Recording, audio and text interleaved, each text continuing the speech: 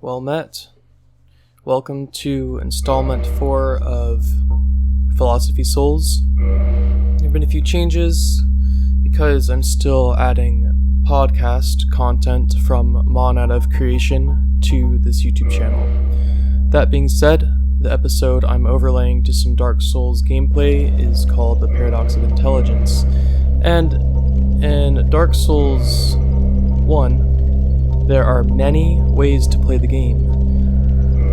There are many paths you can take. There are many NPC decisions you can make. There are many things you can do. And there are many things you can't do.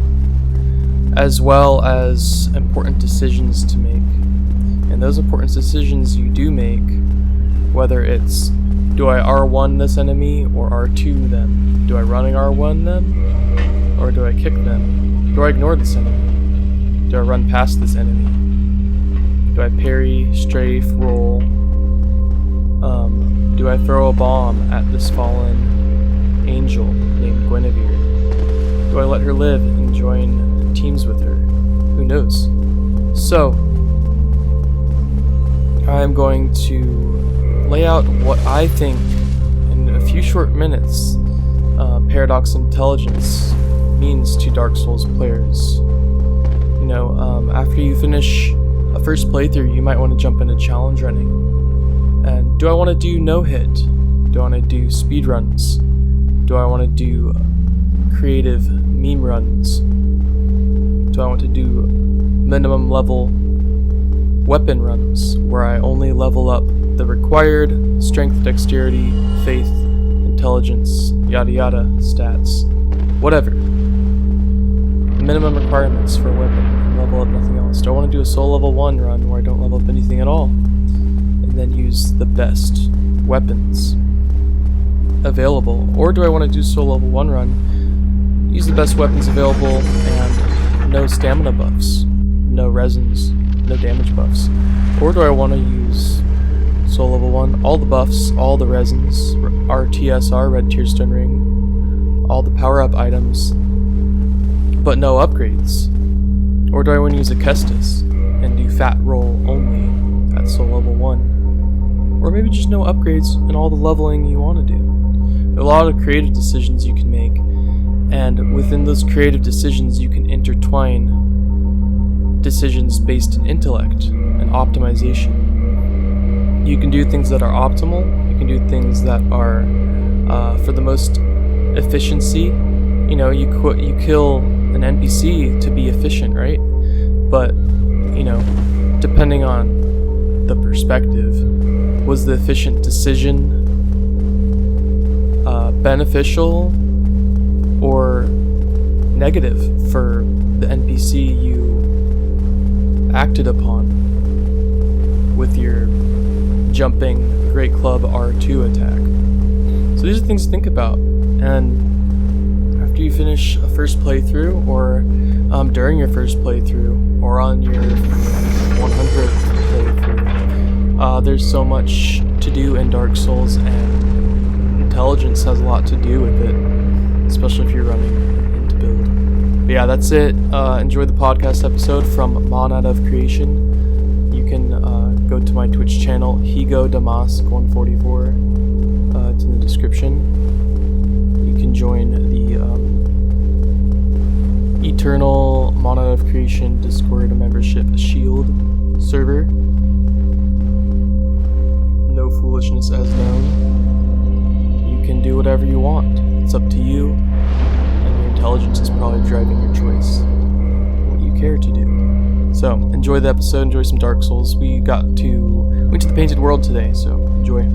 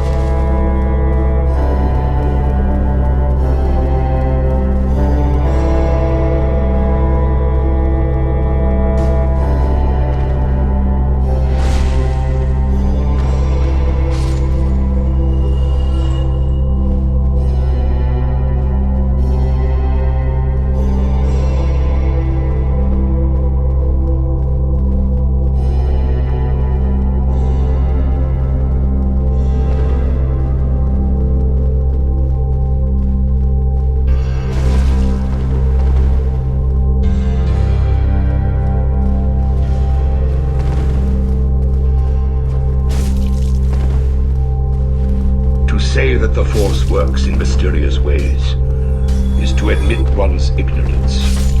For any mystery can be solved through the application of knowledge and unrelenting effort. Welcome to Monad of Creation, episode 19.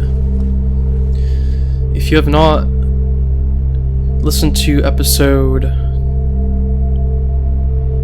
16 or 17 yet, I highly encourage it. If you have, you're in good hands. If you choose not to and choose to continue listening, I hope you get what you can out of this. And there's no way for me to know if you actually will, because it's based in hope. So it's on you. Welcome in, everybody. 19th episode of Monad of Creation, as I try to aim the show in a more microcosmic yet macrocosmic perspective. Continue to drill in a holistic perspective, a holistically intelligent perspective. And the reason I encourage listening to Holistic Intelligence, which is episode 16, and the application and integration of holistic intelligence, which is episode 17, is because this episode is all about the paradox of intelligence itself. And the paradox of intelligence itself has everything to do with the truths outside of oneself and the truths within oneself. And objective realities, objective truth, versus and how it interacts with subjective experience. Every individual's subjective experience, whilst immersed in the objective truth we are all in. The mutable, eternal truth that always has been, and always will continue to be, that each individual, hopefully sovereign individual, will be able to deal with, perceive, interact with, well. I like to say properly, but well is good. So the crux of this concept lies in the fact that truth is objective, and people can align with truth the best they can. That should be the goal. That should be a part of the goal, should be the foundation of the goal. Perceiving truth accurately, which involves holistic intelligence. So you have the truth all beings are immersed in, and then you have how they deal with it, how they interpret it, how they integrate knowledge, how they use knowledge. And it's paradoxical because you have people wanting to teach, to help, to become mentors, to facilitate understanding and growth and knowledge. And you also have those who want to decimate, control, warp the minds of others, often, bully others, whether it's, seemingly benign comments or absolutely crushing actions that are manifested in the world through their valid generative capabilities. So whether beings have the same knowledge foundation, they know objective reality, they know truth, they perceive it accurately, that's great, that's awesome. Where do you go from there? Are you going to be a solipsist, Are you going to ignore and say things actually can't be known and worked through well, accurately, generatively, abundantly? So I'm just going to, give up and, succumb to my little self, and stop seeking, stop generating, stop striving towards the unutterable, the ineffable, true sovereignty, true pillar, this anchor in that true pillar. So some beings who encounter the objective truths that do exist, will branch off into really stagnant or, harmful situations for themselves or others, willingly or unwillingly. It's continually a paradox. You can have people, beings, whatever, anybody. The plethora of perspectives is fascinating. And that being said, it's fascinating to see how different beings in all of reality deal with different things. Different beings have different drives, motivations, capabilities, abilities, feelings towards things, devotion. What are individuals devoted to?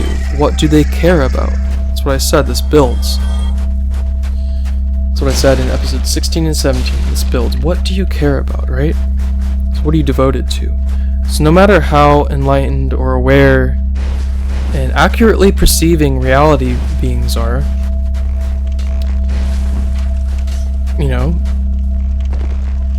therein comes the next step. What you gonna do about it? What are you going to generate in reality, generate in life?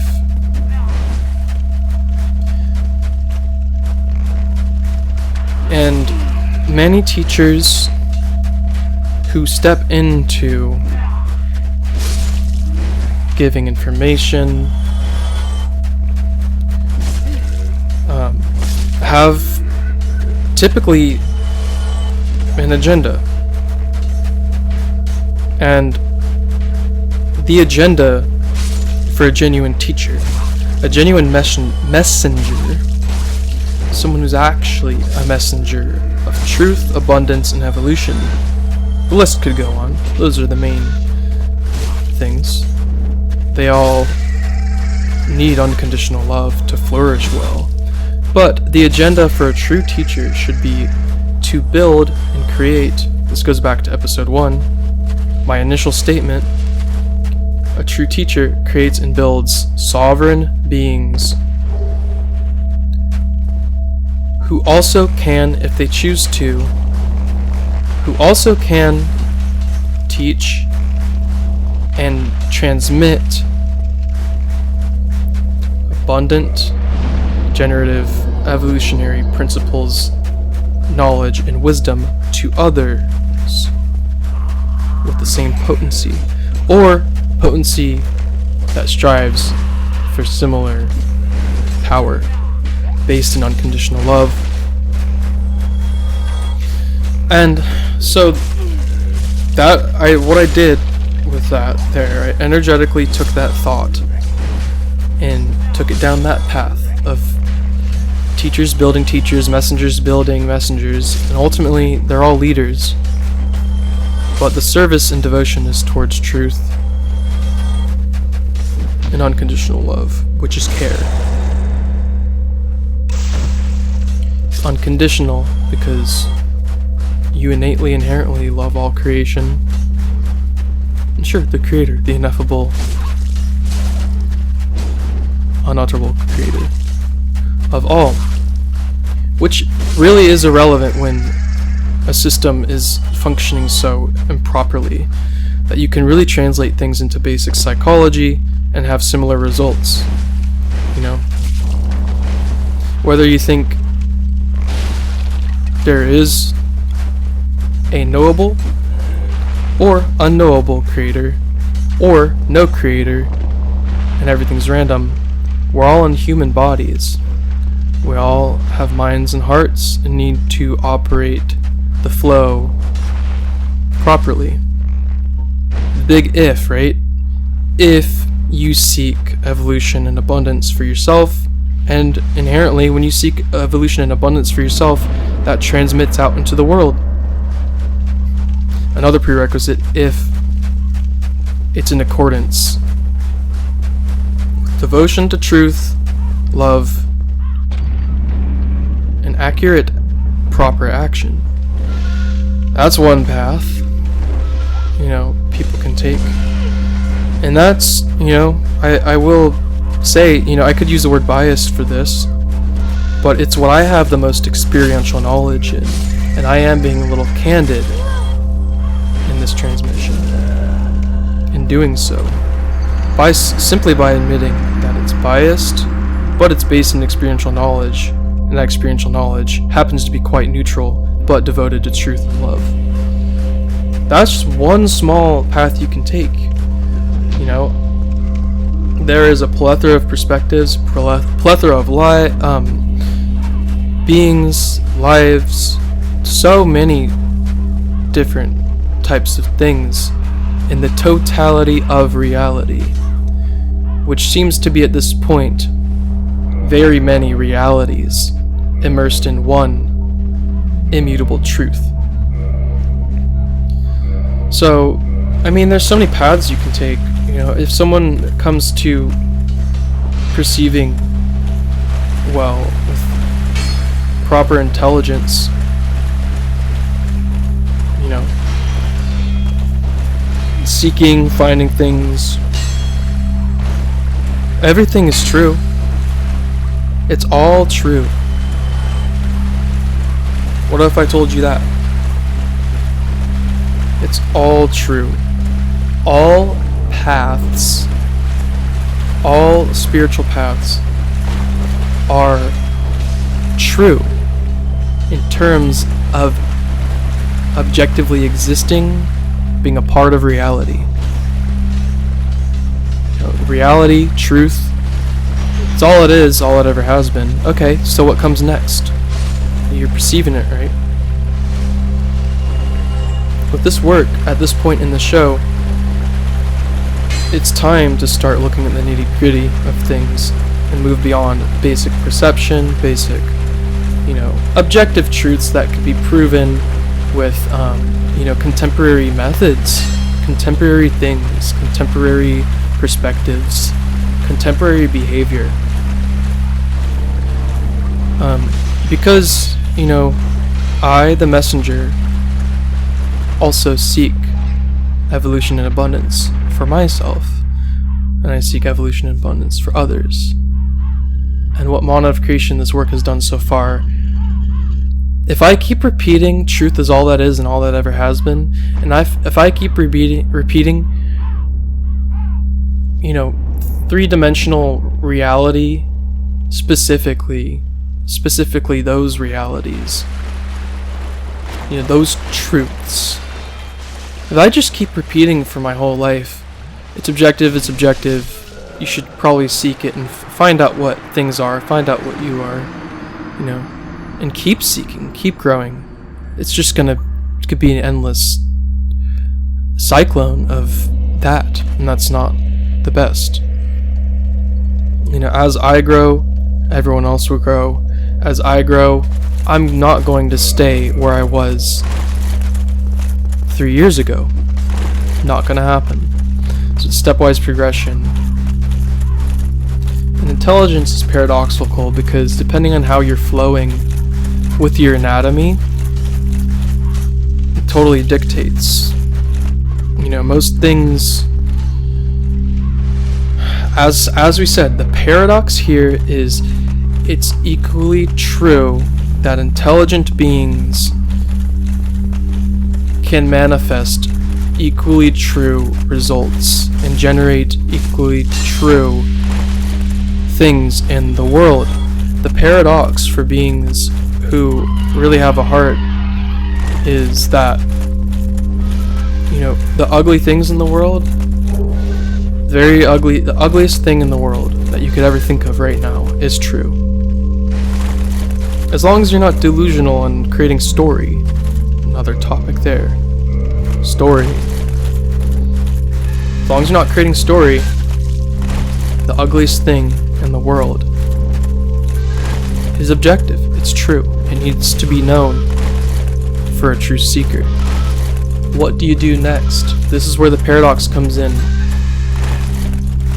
When you're perceiving the lovely things that are equally as true, or the ugly things, what are you going to do with it? This paradox of intelligence is, you got the foundation of perception and perceiving truth.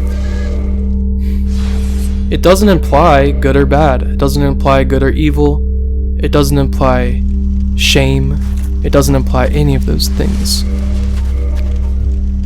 This is why I set off from the very beginning, and I've developed this through my own personal growth.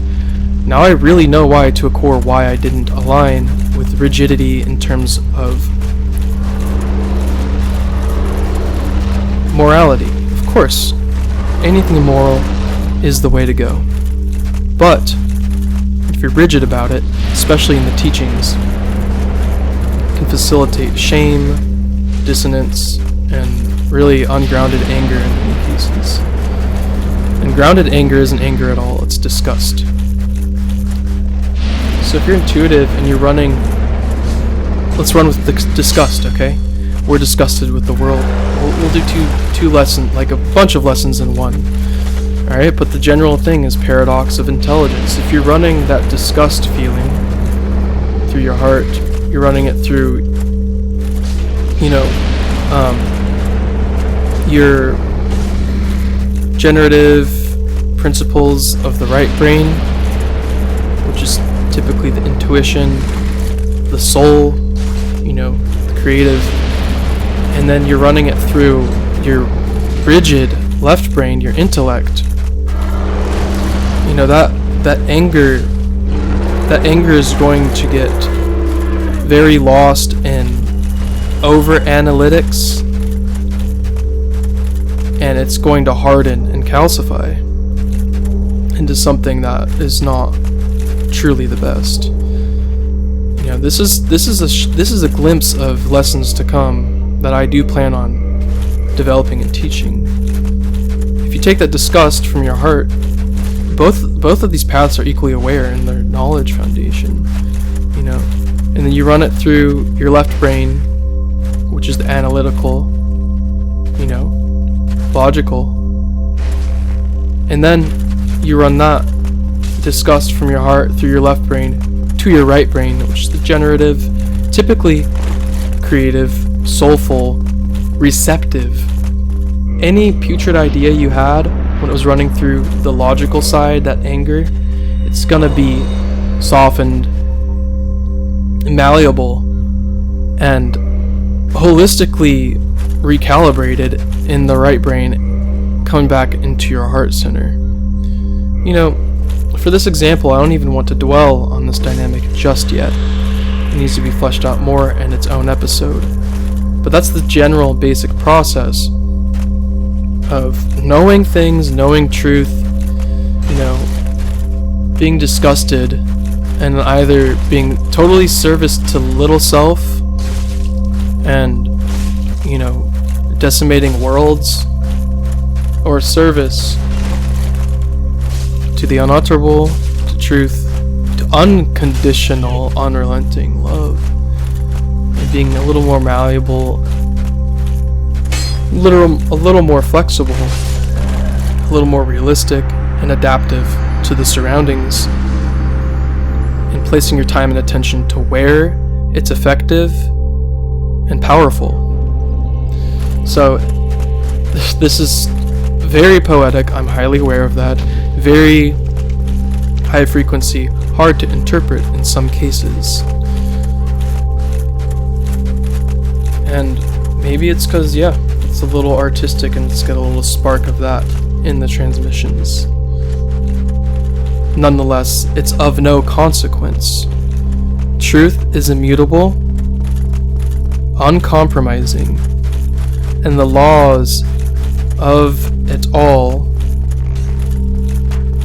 the eternal laws, are equally immutable and uncompromising. The eternal laws facilitate whatever one's will wants to accomplish. What's your desire? What do you care about? Okay, funnel it through whatever you're running, however you operate. That's it. You generate the results. And this is all under the knowledge of the paths we've taken here, are intelligent and entirely aware of seeking truth, seeking immutable truth. Do they know everything in existence and the totality of all reality and creation? No, they don't. No human being has ever known that. No, down here, there's no way you could ever know the totality. The entire human experience is seeking. How are you seeking? Sure, you can be intelligent. Is it holistically intelligent? Or are you just very intelligent? How are you running? You know, how is it working? How is it going for you? Are you asking the big questions? How am I handling all that is around me? Is it facilitating abundance and evolution and growth? Stagnancy? Decay? Is it truly going to offer what I need, what humanity needs?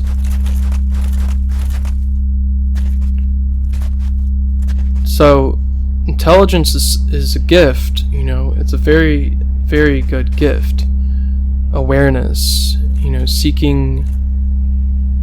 The reason holistic is important is because it's got to be healthy. You got to have the healthy discernment. The mind and the heart have to be operating well. Ultimately,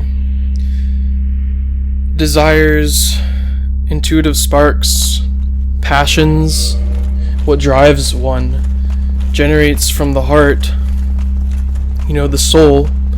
Sure, we're talking about the physical heart, but the physical heart also energetically interacts with the energetics of the being, the soul, whatever you want to call it. That energy that scientists are observing in detail right now. So, your intuitive drives start there. You know, they come from the heart, they go into the left brain, logical, analytical, knowledge center of the human being. Filter, funnel, transfer, talk, communicate to the right brain, the receptive, generative, creative component. Holistically merge, transmit back down to the heart. It's this holistic, flowing intelligence that occurs. It's very beautiful when it's in proper operation.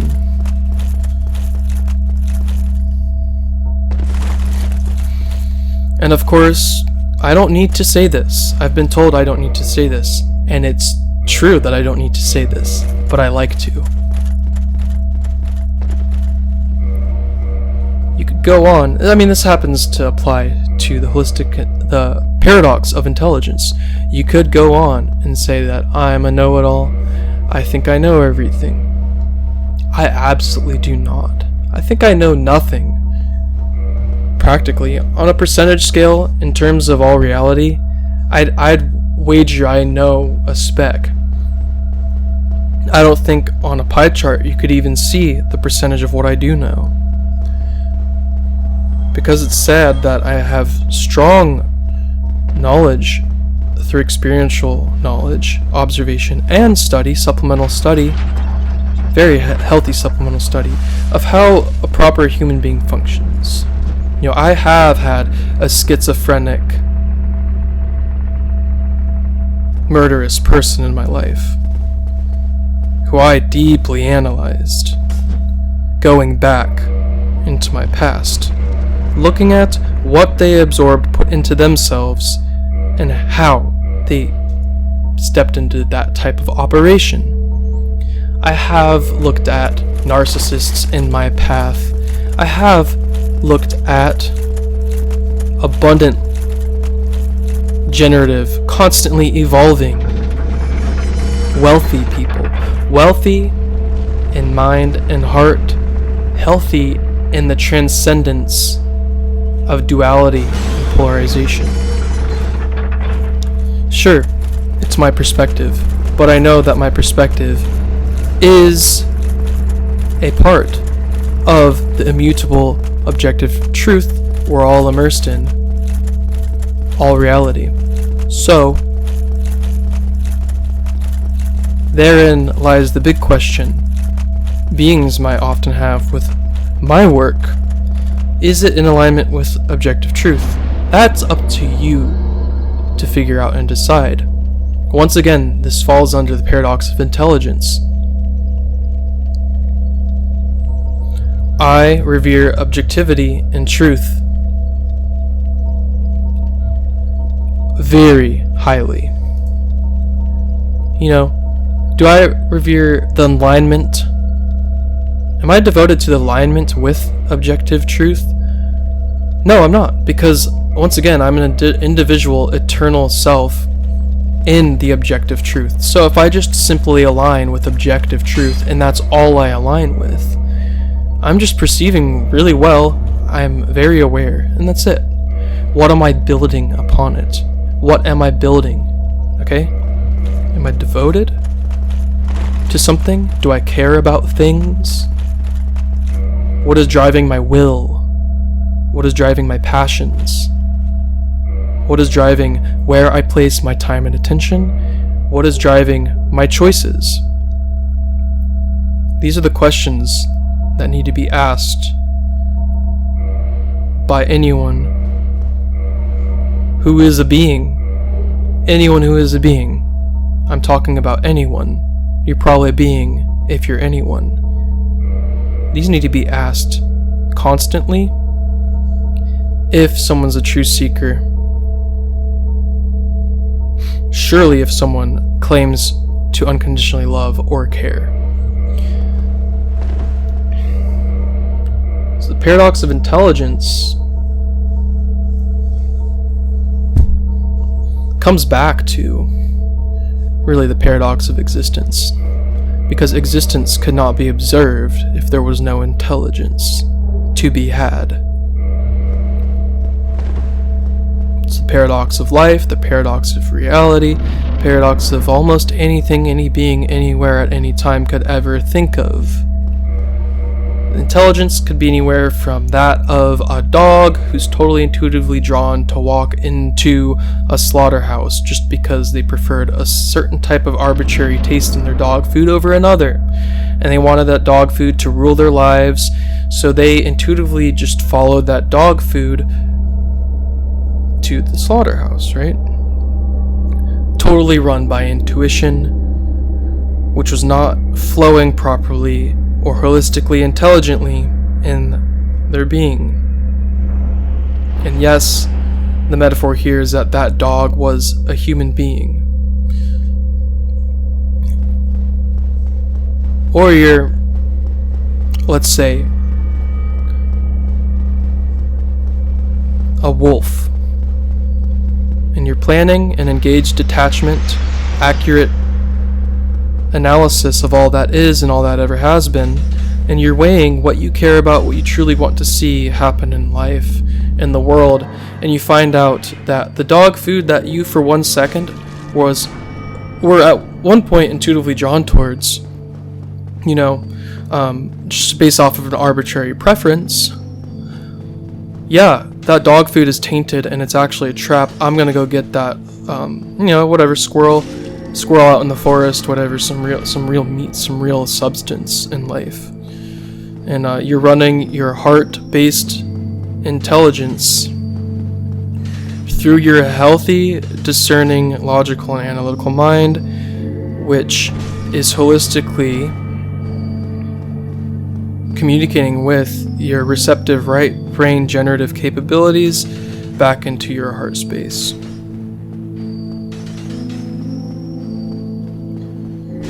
So we're hitting 32 minutes, and I want to offer the link to the clarity calls in the description, and offer invitation to the Mod Out of Creation membership Discord, which is accessed via Patreon. Check that out. Yeah, so the paradox of intelligence is the paradox of existence, really. It's fun to think about. It should be thought about. It's vital to be thought about if abundance and evolution is desired. If not, stagnancy and likely decay will remain. Check yourself. Respect yourself. Free will either build you up or break you down. Much love.